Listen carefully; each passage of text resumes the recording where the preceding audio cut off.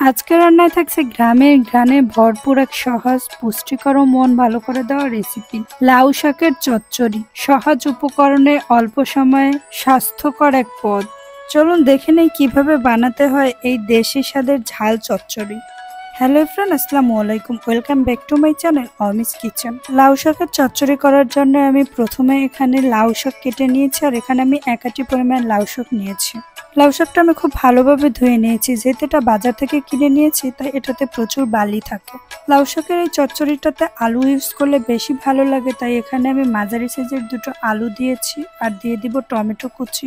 আমি এখানে মাঝারি সাইজের একটা টমেটো পাতলা পাতলা করে কেটে নিয়েছি আর দিয়ে দিব কাঁচামরিচ। আমি এখানে 4 থেকে 5টা ফালি করে নেওয়া কাঁচামরিচ দিয়ে দিয়েছি আর দিয়ে দিব পেঁয়াজ কুচি। চচ্চড়িতে যেহেতু পেঁয়াজটা একটু বেশি হয় তাই এখানে বড় সাইজের 2টো পেঁয়াজ কুচি দিয়ে দিয়েছি আর দিয়ে দিব সামান্য হলুদের গুঁড়ো আর পরিমাণ মতো লবণ। সবশেষে দিয়ে দিব সরিষার তেল।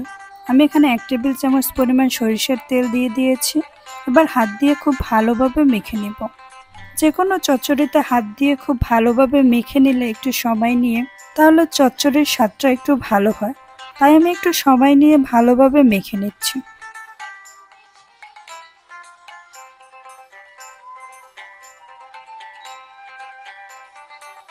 লাউ শাক রেডি, এবার চলে যাব রান্নায়। প্রথমে এখানে আমি সরিষার তেল গরম করে নিয়েছি 2 টেবিল চামচ পরিমাণ।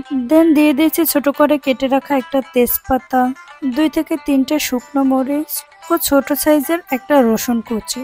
এবার 2 থেকে 3 মিনিট সময় নিয়ে এটাকে ভেজে নেব। যখন দারুণ একটা স্মেল বের হবে এ পর্যায়ে দিয়ে দিব লাউ শাক। লাউ শাক খেতে যেমন মজা তেমন এর পুষ্টিগুণও প্রচুর।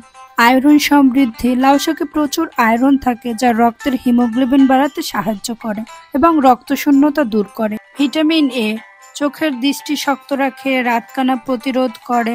ভিটামিন সি শরীরের রোগ প্রতিরোধ ক্ষমতা বাড়ায়, সর্দি কাশির ঝুঁকি কমায়। ক্যালসিয়াম ও ম্যাগনেসিয়াম হাড় ও দাঁত মজবুত রাখে। এছাড়া এতে রয়েছে dietary fibre, low calorie food, ত্বক ও চুলের জন্যও ভালো। লাউ শাকটা যেহেতু একটু শক্ত হয় তাই লাউ শাকে আমি 1/2 কাপ পরিমাণের মতো পানি ইউজ করেছি। ঢাকনা দিয়ে আমি 15 মিনিটের মতো রান্না করে নিয়েছি। এবার সামান্য পানি আছে, নেড়েচেড়ে পানিটা শুকিয়ে গেলে চুলা বন্ধ করে দিব। খুবই কম সময় ও সামান্য উপকরণে রেডি হয়ে গেল এই মজাদার লাউ শাকের চচ্চড়ি। ভাতের সঙ্গে একেবারে জমে যাবে এই দেশি স্বাদের পদ। ভিডিওটি কেমন হয়েছে অবশ্যই কমেন্ট করে জানাবেন, আর লাইক ও সাবস্ক্রাইব করতে ভুলবেন না কিন্তু।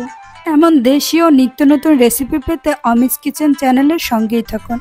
দেখা হবে অন্য কোনো ভিডিওতে। ততদিন পর্যন্ত সুস্থ থাকুন, ভালো থাকুন। আল্লাহ হাফেজ এন্ড টাটা।